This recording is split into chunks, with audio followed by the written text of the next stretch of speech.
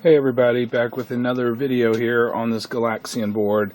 This is, I think, Galaxian number 3 I think I was messing with, and wanted to follow up on a couple things that were bothering me that I still need to address on it. So I did do a cap kit, replaced all the caps on it. I don't even know if it needed it, but I had the cap kit and I picked this board to put it on, which is fine.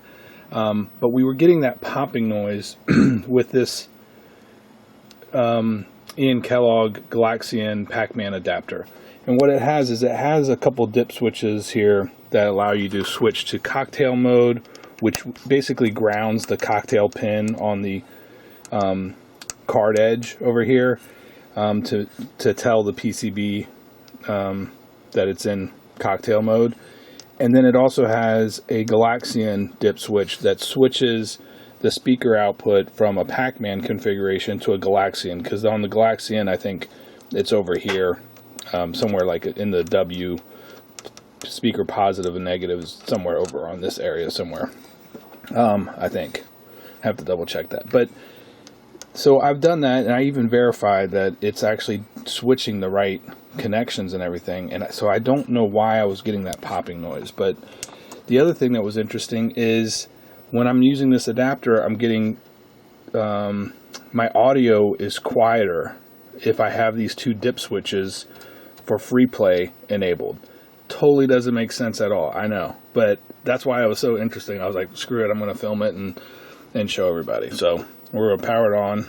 Oh, and also I just changed where I'm hooking up my power. So I took, the power situation completely out of the equation here. So this is the power on my JAMA connection is not connected. As you can see here, I'm using just these jumper cables for 5-volt power and 12-volt power. All right. So plug it in. There we go. And we will coin up, and you can hear that popping noise. There's my speaker right there. And that is totally annoying, right? But then when I press play, let's see here. I mean, you can barely hear it, right? The other thing is, I don't know if you can actually see it, but let me see here. The other thing I wanted to cover is this color bipolar prom, this intersil that was on the board that I socketed. It actually verified bad. I posted on Clove. I'll link to the link in the video, but there's only like 1 bit that's off, or 2 bits or something like that. I mean, 2 bits. 1 byte? No. Yeah, I think it's one byte that's off. So 2 hex digits. But anyway, I have the original one here, and somebody on Clove said it just is basically would be putting out more red, and this is the one that I burnt.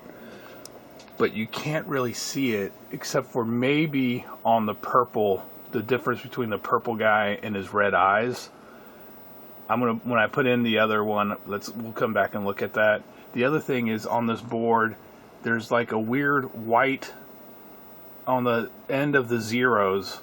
On every zero there's like a little white mark on one part of the zero, which is kind of weird. So that's not 100% right. So I don't know if this is going to show up well in the camera, but let's look at these guys right there and compare them later on. Alright, so I'm going to power off, and then I'm going to change my dip switch settings to damn, that's hot. This amplifier over here gets hot as hell. Change my dip switch settings to there. Power it on. We're going to do the same process here. Now I'm on free play, so it's already going to the popping noise. Let's start it. And now it's kind of normal volume. I didn't touch the volume control at all, right? And now I have normal volume. Why is that? I have no idea. It's weird. So I made a what's it? All right, let me power it off. So I made a, I took the adapter that I made in a previous video just to test AC power, and I went ahead and did all the connections for Galaxian and just dedicate it to Galaxian. So I'm going to pause real quick, hook that up, and we'll come back and observe the audio. So I have my homemade Galaxian. I got this, I think I got this kit from Bob Roberts back in the day, and I finally had a reason to use it, I guess. But have that on there, power it on. I have not touched the volume control at all. We're still in free play mode, and there is no popping at all. No popping. If I coin up, I mean, if I press player one start,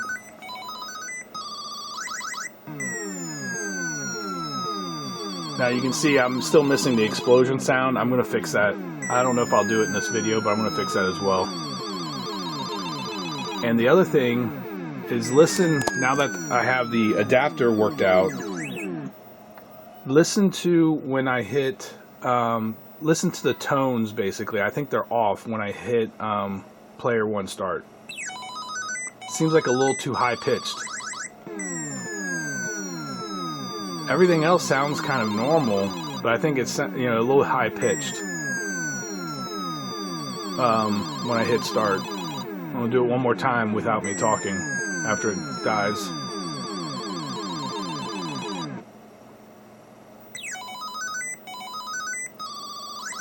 Alright, we gotta figure out what that is too, I think. So I guess actually for completeness sake, I'm going to change my dip switch settings. Basically everything is off right now, so it changed back to one player. Power it on. All right, and we're gonna coin up and press start, and our volume is now normal. Why with the other adapter and changing these dip switches made any difference, I have no idea. I mean, I'd have to really dive into the schematic. I know that these dip switches do go on to the data bus, and into a chip somewhere around here. But I don't know why that would impact this, unless because the Pac-Man speakers are actually disconnected on the Galaxian board. The Pac-Man speaker connections, I think, are like F and H, and they're not going anywhere. So how would those still being connected to speaker? Because that is what's happening. Is, you know, this I think it's F and H are still connected, I believe, to the speaker on the JAMA adapter. Not on this one, obviously, on the Ian Kellogg one over here. So I don't know, it's just weird. I don't know why the behavior is like that. Is it because I don't have this other ground connected over here on my JAMA harness? If other people have been using a Galaxian Pac-Man adapter, I wonder what your feedback is, if you know what the hell the issue is. So alright, now let me get back to what am I going to fix, because I fixed the volume issue. I was originally going to troubleshoot this dip switch issue, and then when I did the adapter, that obviously is solved, so it still has something to do with that adapter or something. It was weird. So let's fix the sound, investigate this color prom difference, and maybe the color on the zeros being off a little bit at the end.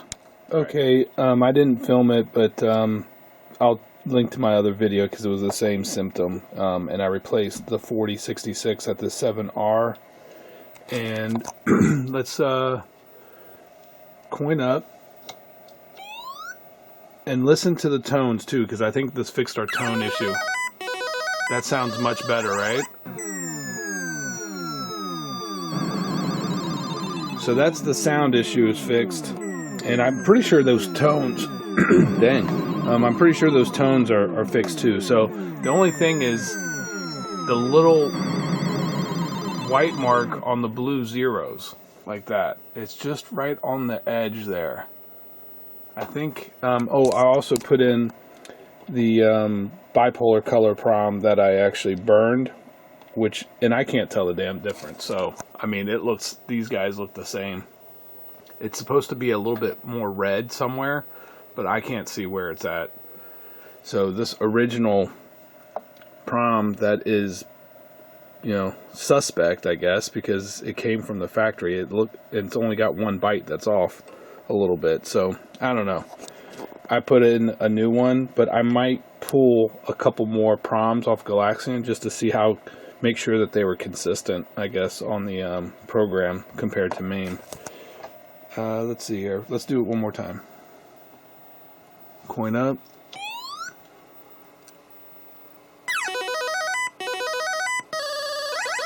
Yeah, I think that's fixed. Alright, let me see what else I can do on this video. Okay, I put in the pulled 4066 in there, and it definitely fixed the game start tones, this 4066, and then I was thinking about it, like, why would that be? And it must be in this circle, like that tone, I'm just guessing, has to do with the fire sound, and the 7S, which is partially is using the 7R again, input on pin 12, which is the same 4066 switch. So we fixed the hit sound, and we fixed that game player one start, those little chimes or whatever at the beginning, which I think has to do with this fire. I don't know for sure, but I think it has to do with this part of the circuit here. And I'm going to wrap up this video. I don't know what the white spot is on the 0. Sorry, I'm still cold, I guess. Coronavirus, maybe, I don't know. But anyway, the 0, I don't know what the hell that is. I mean, it's got to be something to do with the character ROMs, I would expect, or it can't be this bipolar prom here, because I know that's 100% good. I don't know. I might have to do, if I figure it out, I'll do another video figuring it out. Well, so much for me being done with the video. I already published it to YouTube and everything, and then I started messing with this white on the blue, which didn't make any sense to me, so I put in some original ROMs. I had this one available, and then this J1, I think, is the issue. I have two J1s burnt here. I can't remember which one I was using, but let's go ahead and see if we can duplicate it. We know that fixes it, J1 fixes it, so let's figure it out. You can see there's no white at all on any of the zeros. So I put this J1 in there, and look at what my screen looks like. So we know that one's bad. I don't know how it ended up being bad. I burned it myself, but this one's bad. Let me make a mark on that, and then I'll verify this on my EEPROM burner, see what it reads. Alright, then now I have my other JH1 in there, and we can see a little bit of white, if you can see that. Hopefully you can see that on the screen. I'm going to wait for the attract mode to come out so you can see it on all the zeros.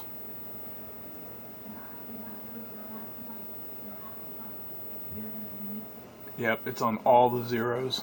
Just a slight little white on the far right side of the zeros there.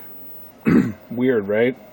Just this little ROM there is the issue. So I'm going to verify these and see if I can burn a replacement. Well, I was reading it in my new 864 EEPROM burner, and it basically says device insertion test error, bad contact at pins 12. So I can't even read this chip. So something happened to this chip. Maybe, did I plug this in backwards at one point or something? I don't know, but this chip is bad. I gotta trash it now. And let's go ahead and read this other one. I'll come right back and see if this other one, this is the one that was like totally jacked up. And this one here is just the one that has just the white marking on the blue zeros. Alright, so as you can see, it does not verify on ROM ident. There you go. So ROM ident does not find it, and I'm not going to bother even trying to figure out which bits are wrong. I have no idea how this verified correctly, and I was using it, but definitely J1's the issue, so I've got to burn it. Well, I should have actually showed this in my review of the BK864, but this is pretty cool. I went to program a generic EEPROM 2716 right there, and it does give you all your voltage options, which is super awesome. I mean, it even tells you what your amps are, what your voltage levels are, what your VPB voltage level is. So we're going to program at 25,000 millivolts, so 25 volts. Even your delays from your millisecond delays, which is basically the programming algorithm. Just blown away that that the 864 can actually do this. I don't know exactly how to get to this thing. Edit device options. So that's just super cool. Let's program this thing. It's programming it. I'm just like was blown away when that popped up. I'm like, damn, that is cool. All right, I'm not gonna wait here for the whole thing to be programmed. So I have my newly burned, programmed H or J, or graphics 2, I think is what it's called, in there, and obviously our 0. There's no more white on those zeros there, so fix that. So now I can re-edit the video and publish this. That's it, guys. I think this board is completely ready to go. I just ordered some kits, some 19-in-1 Galaxian kits, because this was missing the daughter board. So instead of doing a 4-in-1 hack job on this, I'm going to build on this one, and I think I have one other Galaxian that I'm working on, do 19-in-1 kits. So anyway, stay tuned. That'll be coming sometime in the future. But this board, sounds fixed, missile sound, not missile sound, shot fixed, explosion fixed, figured out the popping noise, fixed the weird color on the graphics there, on the zeros, and what else? Fixed also the, by replacing 7R, also fixed our weird chimes when you started, player 1 or player 2 started a game. So, alright, that's it. Talk to you later. Bye.